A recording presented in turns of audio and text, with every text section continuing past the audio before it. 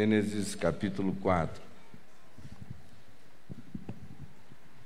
Coabitou o homem, Adão, com Eva, sua esposa, sua mulher. Esta concebeu e deu à luz a Caim. Então disse: adquiri um varão com o auxílio do Senhor. Depois deu à luz a Abel, seu irmão. Abel foi pastor de ovelhas e Caim lavrador.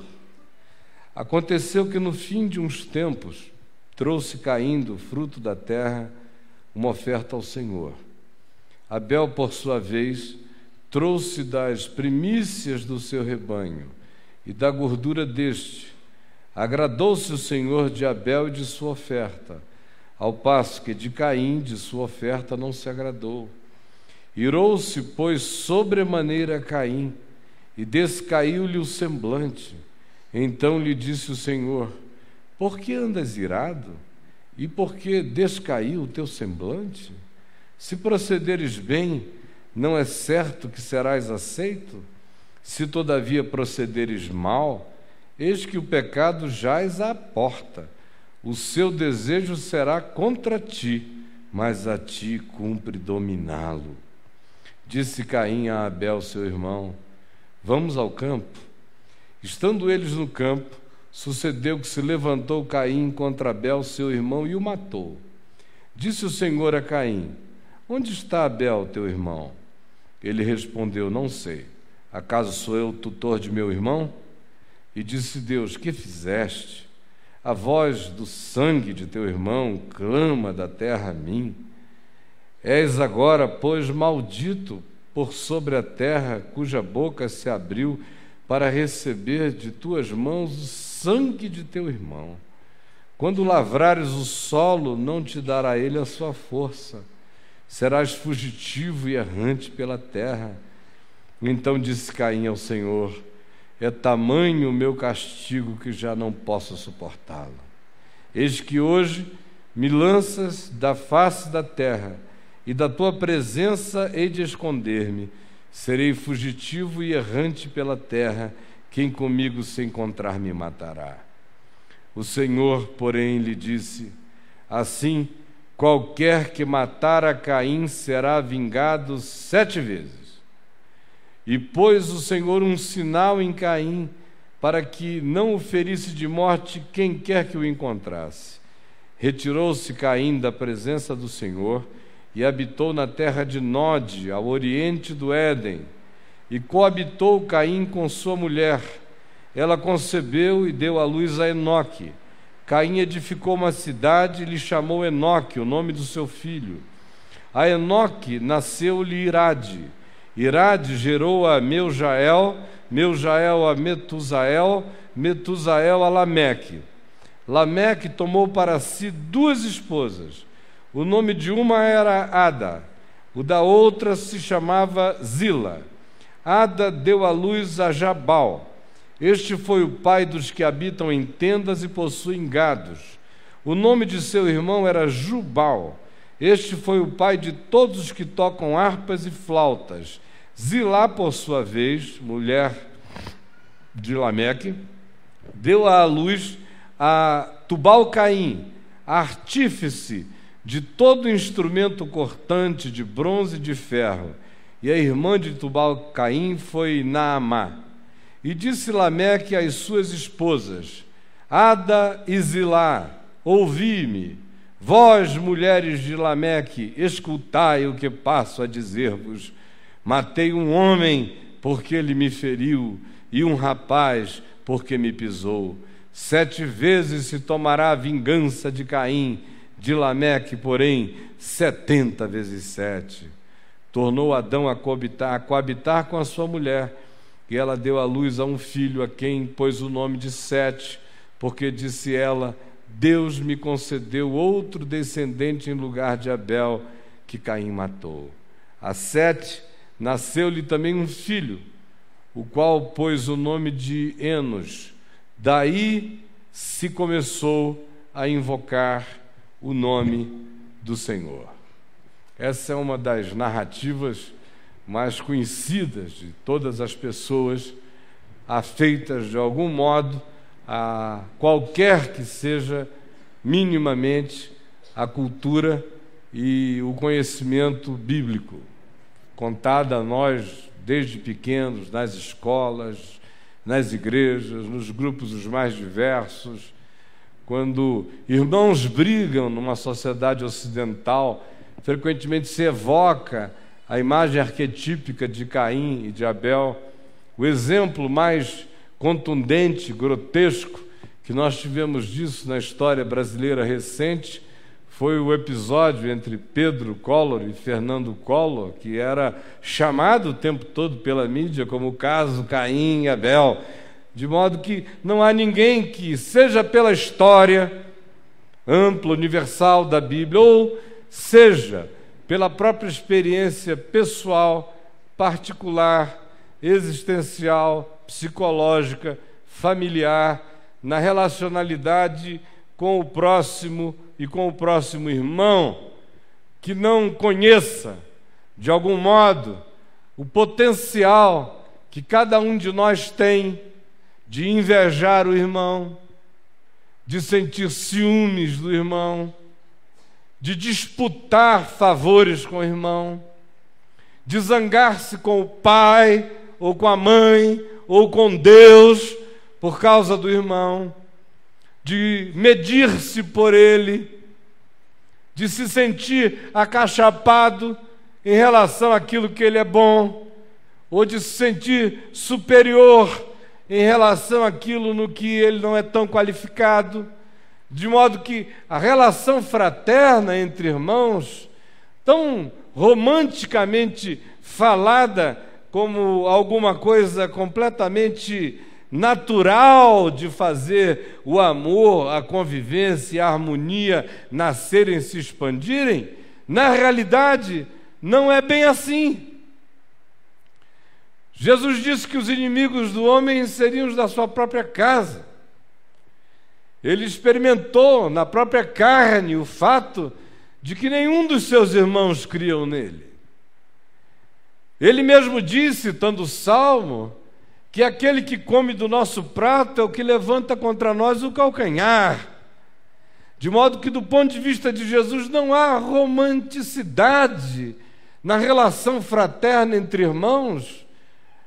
Não existe um poder intrínseco de vinculamento entre eles que produza harmonia sempre, porque, ao contrário, pela proximidade aí é que se medem, porque são filhos do mesmo pai, da mesma mãe, disputam os mesmos amores, os mesmos favores, os mesmos espaços, os mesmos ambientes, interpretam carinhos a um como privilégio, não sentem os beijos que recebem na mesma medida de amor, como interpretam de modo negativo qualquer que seja o carinho feito no outro irmão.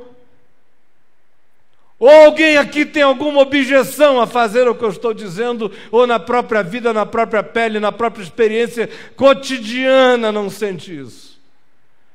Alguns mudam o curso da vida por causa de um irmão. Alguns nunca mais se encontram em razão de terem odiado um irmão.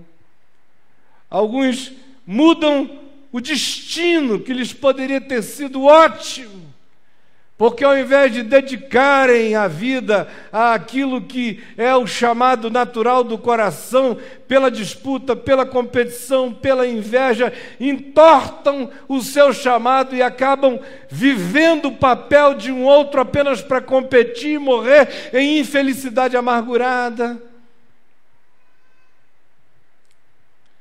Às vezes sente inveja da felicidade do irmão. O irmão casa bem, ama a pessoa com quem casa, e os outros irmãos se sentem profundamente ofendidos e magoados. De repente, vê-se algo acontecendo de extraordinariamente bom, sucesso, oportunidades, venturas, atingindo um irmão, e os outros que não se veem tão bem-sucedidos, ao invés de alegrarem-se com esse que se alegra, choram pelo fato de que esse prospera e que na prosperidade deste, os outros todos haverão de ter que considerá-lo o primogênito na prosperidade, portanto superior a eles. Eu poderia ficar enumerando infindavelmente as sequências, as conexões, as desconexões que acontecem nesse vínculo imediato. Às vezes são complexos que se infundem na gente por causa de um irmão.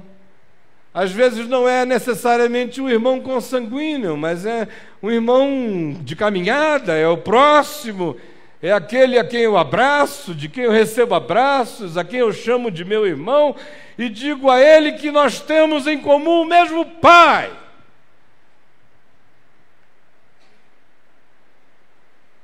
Mas se eu considero que o pecado dele foi muito grave, e assim mesmo ele assumiu pela fé que está perdoado, há pessoas que não aceitam que Deus perdoe aqueles a quem eles não perdoaram, e não perdoaram não é nem porque não têm o poder de perdoar, é porque sentem inveja do pecado do outro por não o terem praticado. O fato é que, do ponto de vista psicológico, uma das relações mais entranháveis, com o poder de mudar o curso da existência da gente, é essa que se referenda, que se referencia e que se relaciona ao irmão. Um olhar mal para com o irmão pode mudar a vida toda da gente, como mudou a existência de Caim, como mudou a existência da terra. Porque nós ganhamos de presente nesse episódio aqui um homem que faz o primeiro traspasse, que atravessa pela primeira vez a fronteira entre a fraternidade e o fraticídio, o homicídio, a morte do irmão. E ninguém faz isso sem que o mundo mude. O mundo desse indivíduo e aquilo que a ele se vincula e dele tem sua sequência. Assim como também a morte desta outra pessoa destrói mundos. Que terra poderia ter sido esta? E que civilização humana poderia ter sido a nossa se Abel não tivesse sido morto no nascedouro da civilização humana? É por isso que o próprio Deus, quando procura a Caim depois do homicídio, perguntando pelo seu irmão: onde está o teu irmão? E Caim diz: acaso sou eu tutor do meu irmão? A resposta no silêncio implícito de Deus é sim. Assim como Jesus disse que levai as cargas uns dos outros, cuidai uns dos outros, amai-vos mutuamente. Eu sou tutor do meu irmão e o meu irmão é meu tutor. Se ele pode me ajudar, me ajude. Se eu puder ajudá-lo, ajudá-lo-ei. Se ele vê mais do que eu, me enxergue por mim, me ajude a ver. Se eu vejo mais do que ele, que com ele compartilhe o caminho e a estrada. Se discerne mais do que eu, que me mostre e me passe conhecimento. Se discerno mais do que ele, que com ele compartilhe. Se posso ajudá-lo, que o ajude. Se posso cobri-lo, que o cubra. Se ele pode fazer o mesmo por mim, que o faça. Sou tutor do meu irmão e sou tutorado por ele. Mas Deus disse a Caim: porventura o sangue de teu irmão não clama da terra até mim? E o hebraico do texto do Gênesis fala de sangues no plural e não de sangue, porque não era só o sangue de Abel, era o sangue de um mundo inteiro que decorreria de Abel, que estava sendo eliminado. O que Deus está dizendo é: tem uma humanidade inteira clamando, Caim. Você está pensando que matou um? Você matou milhões, você matou bilhões, você matou uma sequência incomparável, inigualável, única, singular e irrepetível. Os sangues de Abel estão clamando. Aí vem Jesus e diz que o homicídio não acontece apenas quando a gente com uma pedra mata alguém, ou com uma arma, ou com um golpe mortal, o liquida fisicamente. Mas Jesus ampliou esse conceito com uma profundidade imensa. Diz que o homicida pode nunca ter matado alguém fisicamente e ser homicida, porque quem odeia é homicida. Diz que ele pode não ter matado o outro pode nunca ter sido tocado por uma unha dele, mas se as palavras que eu digo são palavras que assassinam o outro, eu não só sou homicida verbal desse outro, mas estou correndo o risco de me tornar homicida espiritual, psicológico, emocional, alguém que interfere, reduzindo a vida do outro a nada, acachapando, pisando nele, deixando existir numa vida que não é a dele, porque de algum modo, pela grandeza do meu egoísmo, eu não quero ninguém à minha volta.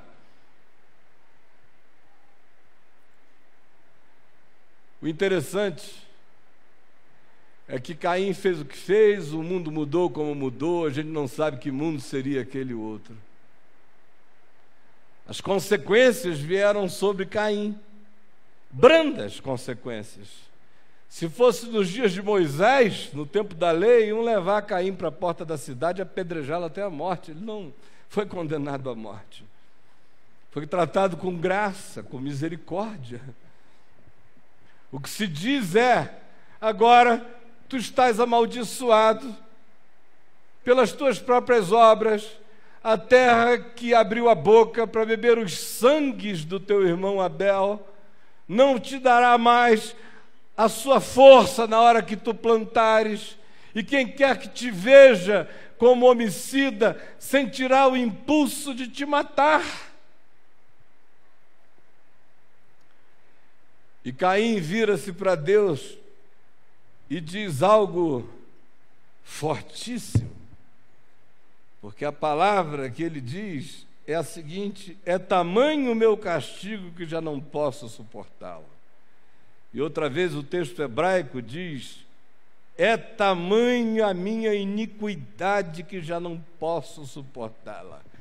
Em outras palavras, o que nós temos aqui é um Caim arrependido, chocado, perplexo com o que tinha feito e com a irreversibilidade do ato. É grande a minha iniquidade e eu não posso suportá-la. E prossegue dizendo: eis que hoje me lanças da terra e da tua presença, e de esconder-me serei fugitivo e errante pela terra, quem comigo se encontrar me matará. Agora olhem a graça de Deus para com Caim. A gente fica pensando que Deus não amava Caim. A gente fica pensando que Deus é Deus só dos Abéis. Mas Deus é Deus dos Caíns. Caim também. Dos Caíns. Olha a bondade de Deus sobre Caim. O Senhor, porém, lhe disse: quando eu vejo essas bondades de Deus sobre Caim, Manassés, todo mundo, meu coração respira alentado. O Senhor, porém, lhe disse: assim qualquer que matar a Caim será vingado 7 vezes. E pôs o Senhor um sinal em Caim, para que não o ferisse de morte quem quer que o encontrasse. Retirou-se Caim da presença do Senhor e habitou na terra de Nod, ao oriente do Éden, coabitou com a sua mulher, teve filhos. A palavra de Deus sobre Caim é proteção, é graça. É um homem aturdido, grande é a minha iniquidade que eu não posso suportá-la. Eu estou banido de diante de ti, eu estou banido dessa terra imediata onde eu nasci. aonde quer que o mundo se povoe e os ecos dessa história cheguem, farão de mim objeto de ódio. Como eu vou viver, Senhor? E o Senhor diz: olha, se alguém tocar em você, vai ser objeto de juízo severíssimo. E eu vou botar uma marca em você para que ninguém toque em você. Não se diz que marca é essa. Na cabeça de religiosos doidos, essa marca já virou quase tudo, não é? Tudo. Marca de Caim já foi a cor negra, pelos brancos anglo-saxãos, neandertais europeus. A marca de Caim já foram os judeus, em quase todas as civilizações por onde eles passaram. A marca de Caim, para Hitler, era tudo que não fosse ariano, que deveria ser eliminado. A marca de Caim, para uns, é pobreza, nas teologias da prosperidade. A marca de Caim, para outros, é doença, é deficiência física, é anormalidade, é excepcionalidade. E assim, a maldade humana consegue transformar a marca da graça na marca da maldição. Porque o que Deus está dizendo não é nada negativo. O que Ele está dizendo é: eu vou botar uma marca de graça, de proteção, para que ninguém te toque. É meu selo, é meu anel em ti, dizendo: este homicida é meu. E que ninguém toque nele. Não era marca de maldição, era marca de misericórdia, era marca da proteção de Caim. Porque Deus é bom e porque a sua misericórdia dura para sempre. Aí Caim casa com uma de suas irmãs. Como todo mundo, naquele tempo ali, todo mundo casou com o irmão, né? Teve filhos, foi gerando filhos, até que gera um filho chamado Lameque. Na quinta, sexta geração. Com ele, Caim ainda vivo. Viveu para ver sua história, viveu para ver a marca da misericórdia de Deus colocada sobre ele ser transformada em blasfêmia. Viveu para ver a graça que o protegia ser reinterpretada como ironia, cinismo, sarcasmo e perversidade. Viveu para ver aquilo que ele falou como uma oração sem poesia, uma oração de dor, uma oração que dizia: é grande a minha iniquidade, eu não posso suportar. Eu sou um banido, tem misericórdia de mim.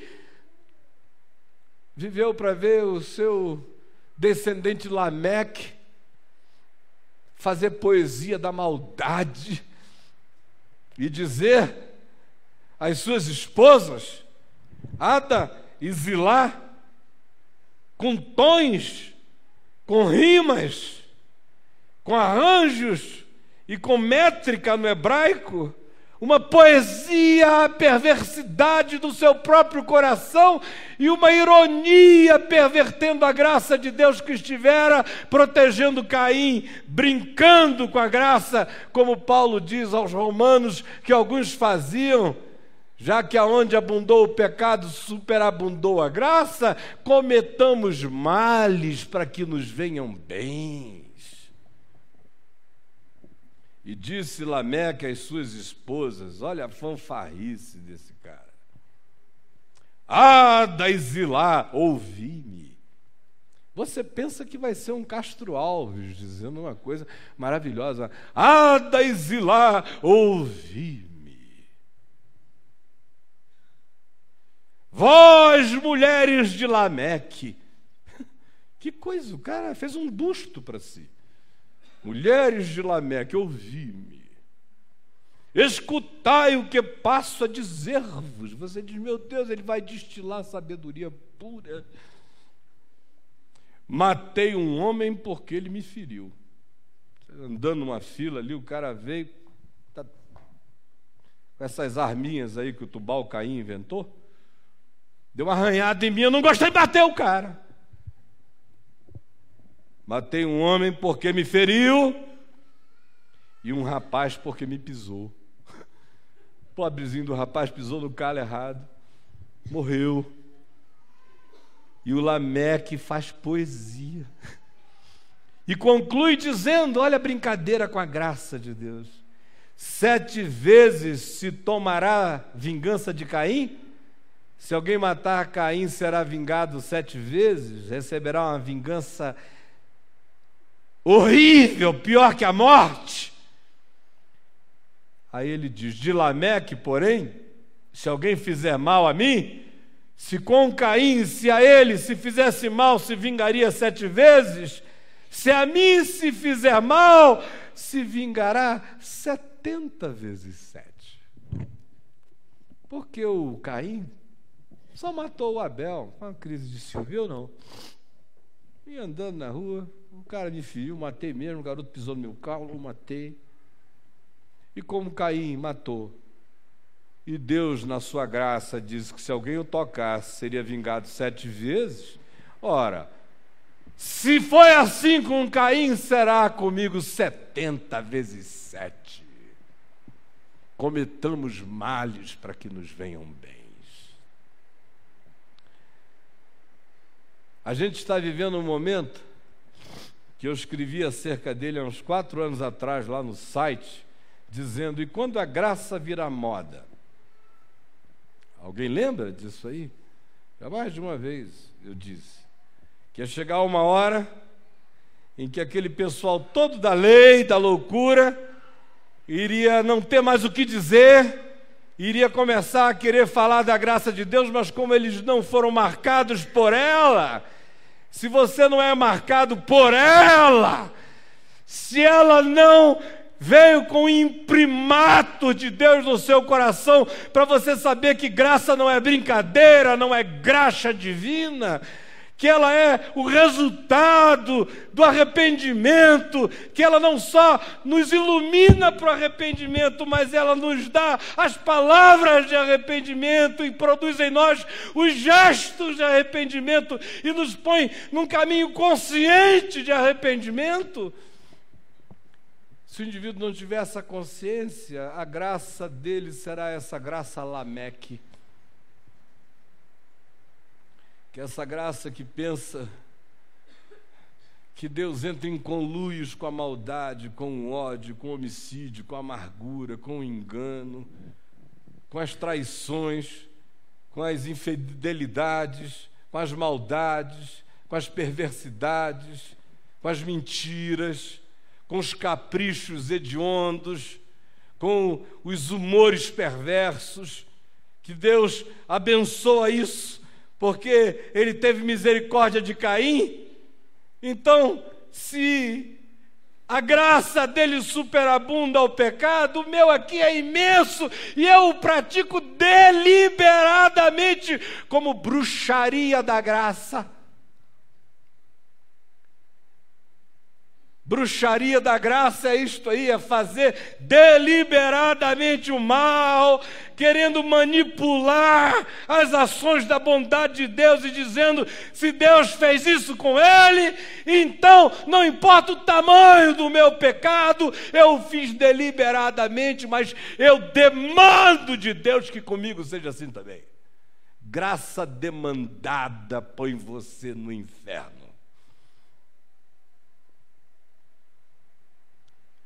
Agora olha aqui para mim. Hoje a gente vai partir o pão e beber o vinho de novo, numa mesa de irmãos, de Caim e de Abel, filhos da mesma origem. Eles um dia trouxeram oferendas ao Senhor. A oferta de Abel agradou ao Senhor não porque era uma ovelhinha sacrificada, e a de Caim desagradou ao Senhor não porque era o fruto da terra, porque Jesus mesmo se identifica com o fruto da terra. Ele diz: eu sou o pão da vida. Isso vem do fruto da terra, videira verdadeira. As identificações dele com os elementos da terra, o reino com sementes, com todos os elementos que apareceram na oferta de Caim são totais. Portanto, não havia essa história evangélica dispensacionalista de que Deus não se agradou de Caim porque ele trouxe do fruto da terra, ou das belezas, ou das estéticas, ou de qualquer coisa, e se agradou de Abel por causa da cruência do derramamento de sangue. Foi por causa do coração deles, porque se eles não tivessem ofertado nada, tivessem vindo só com a alma, a oferta estava feita do mesmo jeito. Quem chegasse com verdade, em verdade seria visto. Quem chegasse com performance, em performance seria percebido.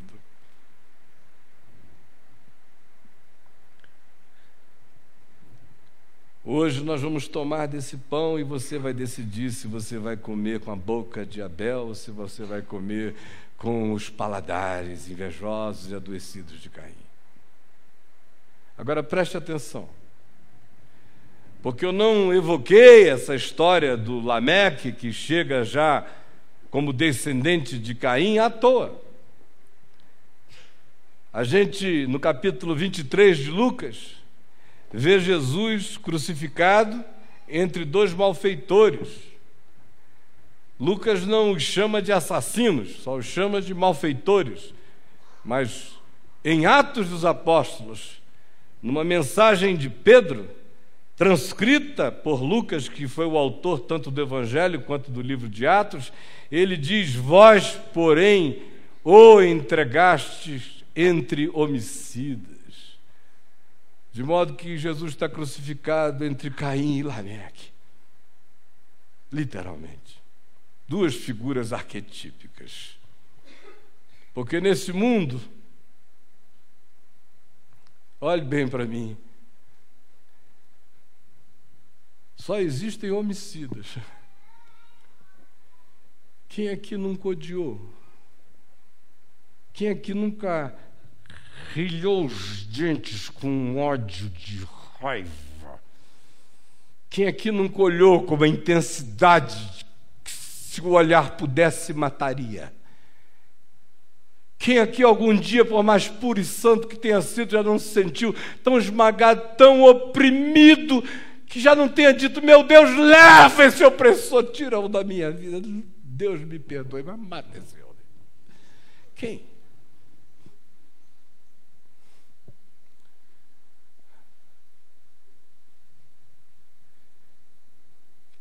Quem nunca não desejou que algumas figuras não existissem? Seja honesto. Da sua leitura de jornal, à sua intimidade, há uma quantidade enorme, há um panteão de seres que você gostaria que sumissem da vida.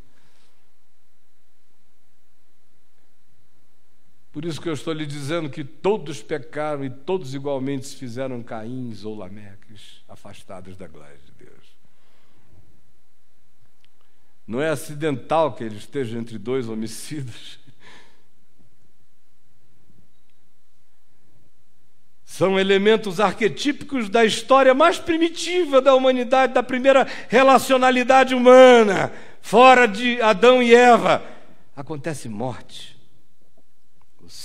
Os sangues de Abel clamando, e o escritor de Hebreus nos diz que o sangue de Jesus nos fala coisas superiores ao que fala o sangue do próprio Abel. É por causa do sangue de Jesus que os sangues de Abel, que clamam da terra por justiça, têm sido cobertos pela propiciação maior do sangue de Jesus, que abre caminho para que Caim respire. Agora, são dois homicidas. Um carrega o espírito de Caim, o outro carrega o espírito de Lameque.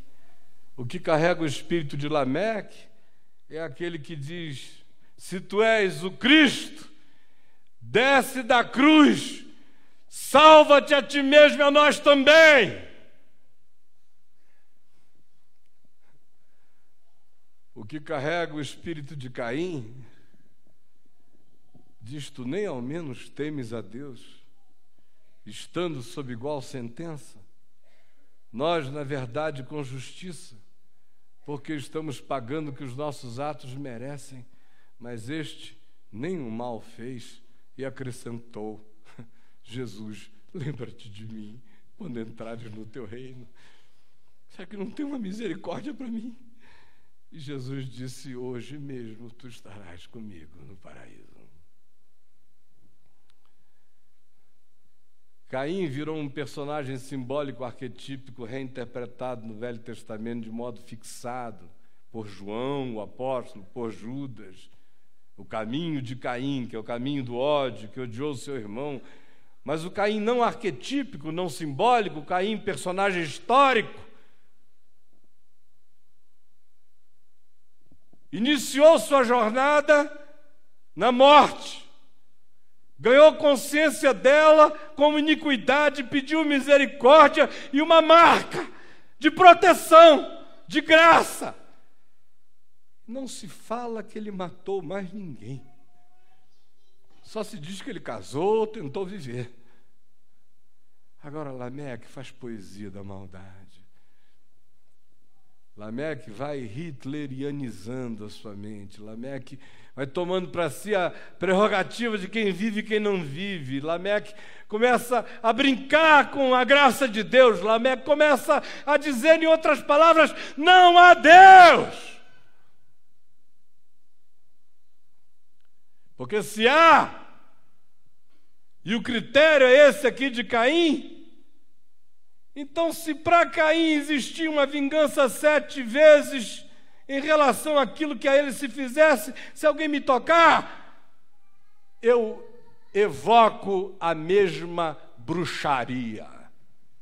70 vezes 7 se fará contra ele. Essa é a perversão da graça. Aí você diz, mas por que você está me dizendo isso aqui hoje à noite? Porque todos pecaram e todos carecem da glória de Deus. Agora há uma diferença abismal entre um Caim que chega e diz: grande é a minha iniquidade, que eu já não posso suportá-la. E daquele outro que diz: mulheres de Lameque, hadas e lá, ouvi-me. Matei um homem porque me feriu e um menino porque me pisou. Mas vamos brincar de graça até o fim. Esta é a mesa do Senhor, não é a mesa de Lameque. Essa é a mesa desse sangue, da marca da graça, colocada como proteção sobre todos nós que, no coração sincero, nos voltamos para Ele de modo quebrantado. Agora, para alguns, é a mesa de Lameque. É apenas para reforçar as simbolizações da perversidade.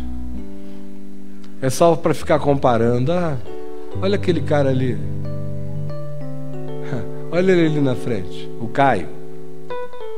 Olha o Caio. Até 98 todo mundo cultuava ele. Aí ele fez besteira e tal. Se o Caio pode fazer, eu também posso. Vai, Lameque, vai. Porque quem está aqui é um Caio que Deus sabe que chegou diante dele para dizer milhões de vezes: eu não posso suportar. E a marca que está aqui na minha testa não é a de Caim, não, é a do sangue do Cordeiro, que fala superiores ao sangue, coisas superiores ao sangue do próprio Abel. E eu não estou aqui para brincar com essa graça.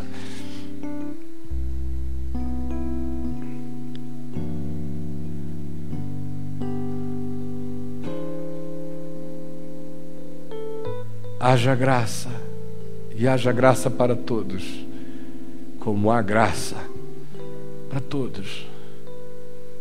Caim carregar essa marca de misericórdia é um sinal dessa bondade extrema de Deus, que cobre o arrependido e o quebrantado, mas que não faz carícia sobre o perverso,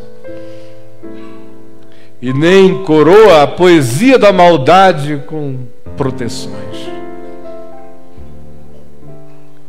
Olhe para o seu coração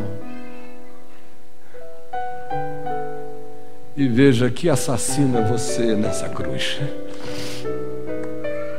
Curve a sua cabeça.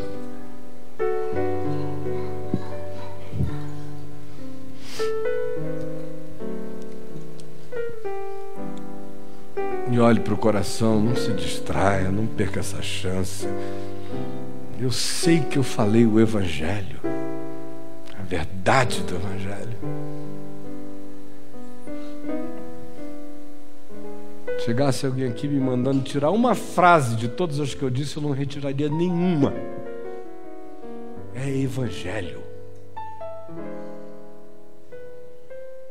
É poder de Deus para a salvação de todo aquele que crê. A graça não nos torna lameques. Se de Caim não procedeu nenhuma descendência messiânica, como de fato não procedeu, mas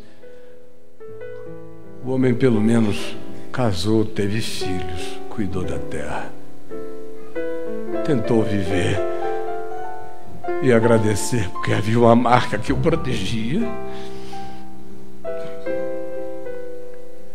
Ao invés de virar um Lameque cínico, manipulador da vida e da existência dos outros, tratando o próximo como se fosse objeto e fazendo poesia em cima da maldade. Paizinho, nós não queremos andar no caminho de Caim, que odiou o seu irmão. Nem queremos ser daqueles que matam mundos, que destroem pessoas e com elas acabam futuros. Às vezes o futuro emocional de alguém que nunca mais vai conseguir se amar nem amar. Às vezes o futuro psicológico de alguém que nunca mais vai ser forte. Às vezes o futuro histórico de alguém que nunca mais vai crer que pode ser.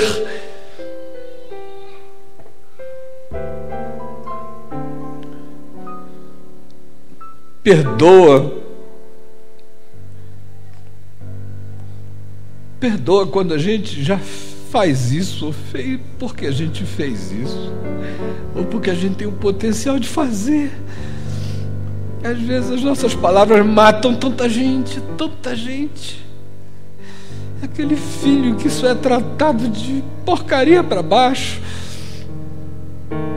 É aquela mulher que vai começando a se sentir uma beba. É aquele marido que vai trabalhar com raiva. Ou é aquele irmão que se sente burro, diminuído e desprezado, que às vezes é humilhado. Alguns são tolos e se comparam, mas outros são comparados.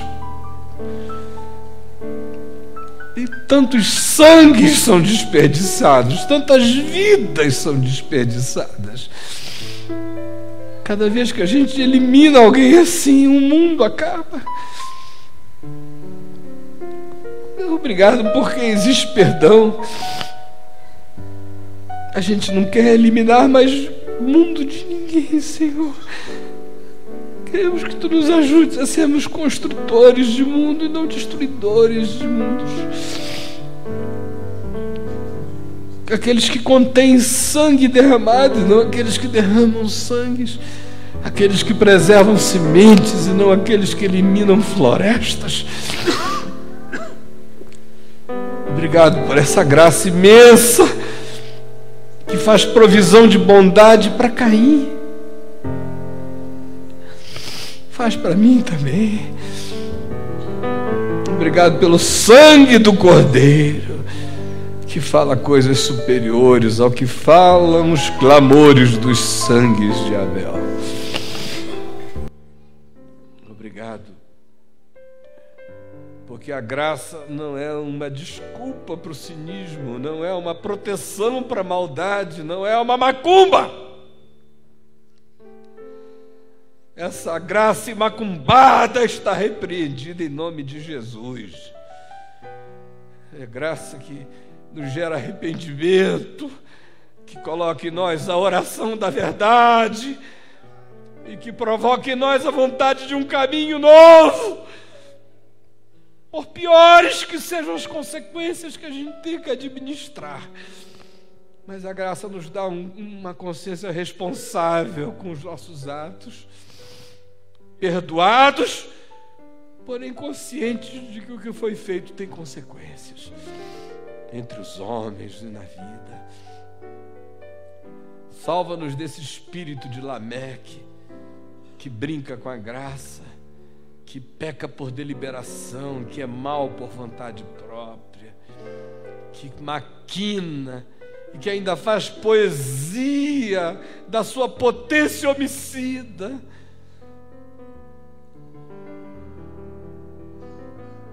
Pelo amor do teu nome, dá que essa palavra que foi dita tenha sido entendida, Jesus. Entendida. É só o que eu te peço. E tudo terá valido a pena. Em teu nome, Senhor Jesus. Amém e amém. Em tuas mãos, Senhor, eu me coloco agora. Fala comigo nesta hora em que o meu coração suplica o teu amor. Fala comigo agora. Fala comigo agora. Fala comigo agora. Fala comigo agora. Eu quero salvação. Quero teu perdão. Agora, fala comigo nesta hora em que meu coração preciso teu amor. Fala comigo agora. Fala comigo agora. Fala comigo agora. Fala comigo agora. Jesus, Jesus, deixa-me contar-te o que sei. Tu me deste o teu Espírito e agora eu te amo tanto. Na noite em que o Senhor Jesus foi traído pelo seu Lameque, Judas, ele tomou um pão e o partiu e o deu aos seus discípulos, dizendo-lhes: este é o meu corpo que será entregue por amor de vós. Todas as vezes que comerdes deste pão, fazei isto em memória de mim. E por semelhante modo, depois de haver ceado, ele tomou um cálice e o deu aos seus discípulos, dizendo-lhes: este cálice é a nova aliança no meu sangue. Todas as vezes que o beberdes, fazei isto em memória de mim.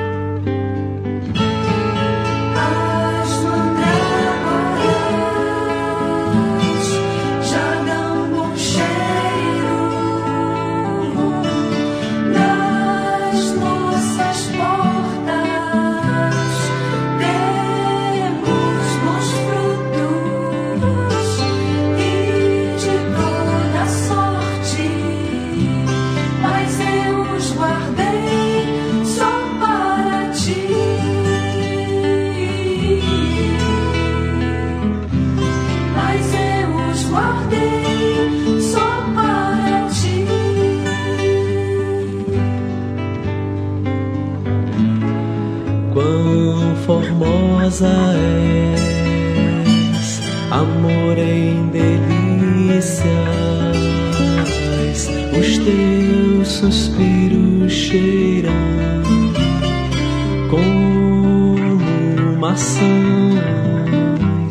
Te darei um copo de vinho e do mosto das minhas romãs, e do mosto das minhas romãs.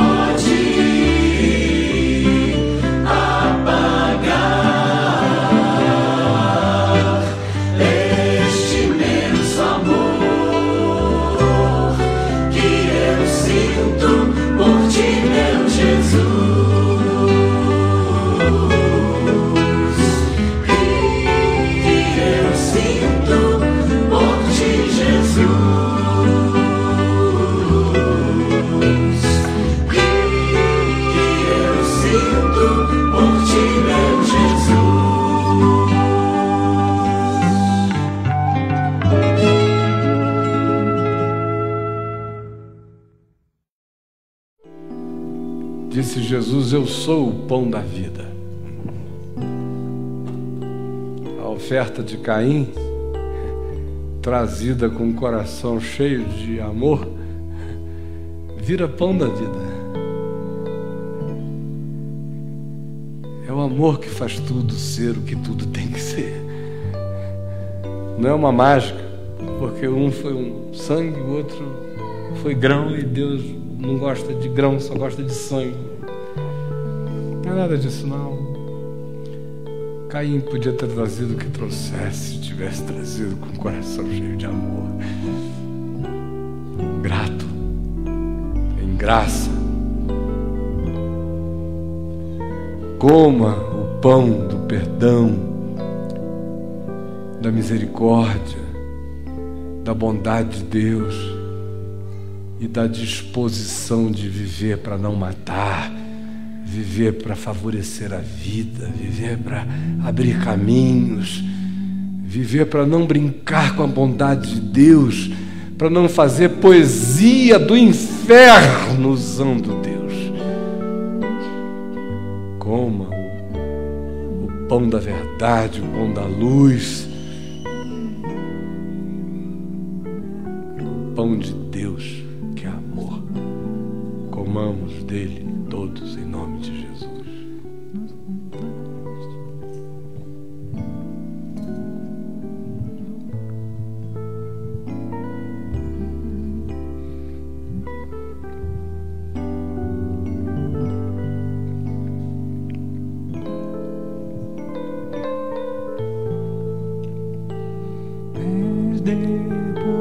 Deposito meu fardo e meu querer, Aleluia. e na tua presença levanto minhas mãos. Vem com teu Santo Espírito, inunda meu ser.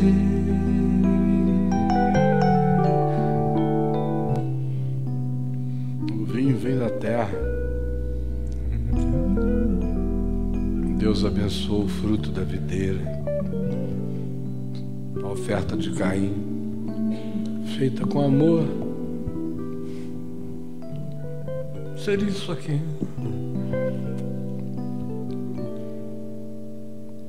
Com amor, bebei dele todos. Por amor, grato, bebei dele todos.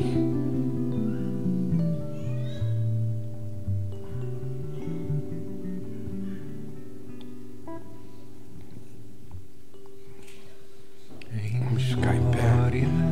De ti partiremos o pão e do cálice Juntos, com adoração. iremos beber. por meio da cruz nos tornaste irmãos, nos compraste da morte para um novo viver. O amor de Deus, nosso Pai,